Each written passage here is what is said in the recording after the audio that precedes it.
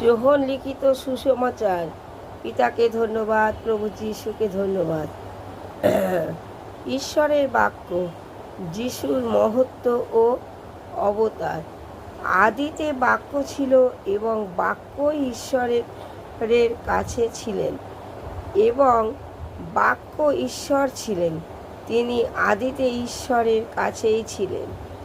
সকলে তাহার দ্বারা হইয়াছিল, যাহা হইয়াছে তাহার কিছু তাহা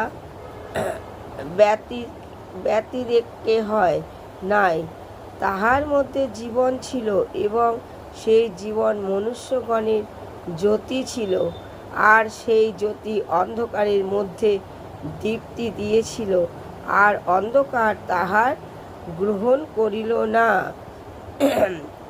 একজন মনুষ্য উপস্থিত হইলে তিনি ঈশ্বর হইতে প্রেরিত হইয়াছিল, তাহার নাম ছিল যোহন।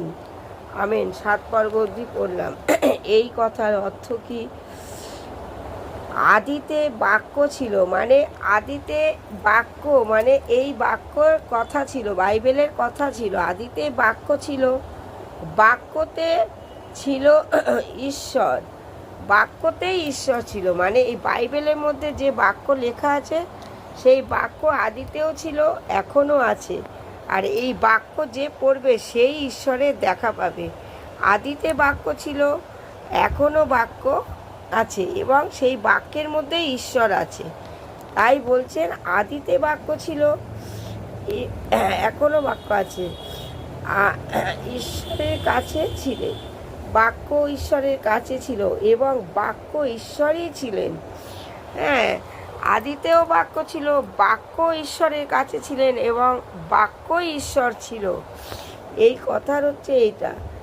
আর এই বাক্য দ্বারা আগেও রাত ছিল, দিন ছিল।